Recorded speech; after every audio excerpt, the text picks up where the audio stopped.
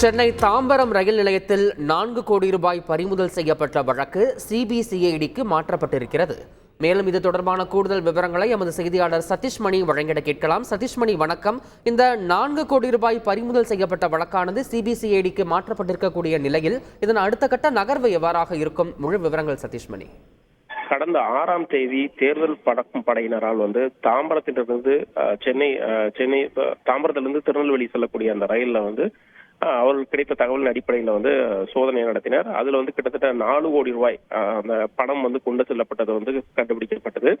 இதனைத் தொடர்ந்து இது தொடர்பாக அந்த பணம் கொண்டு வந்து விசாரணை நடத்தியதில் அதில் நயினார் நாகேந்திரனுக்கு சொந்தமான பணம் என்ற விவரங்கள் விசாரணையில தெரிய வந்தது.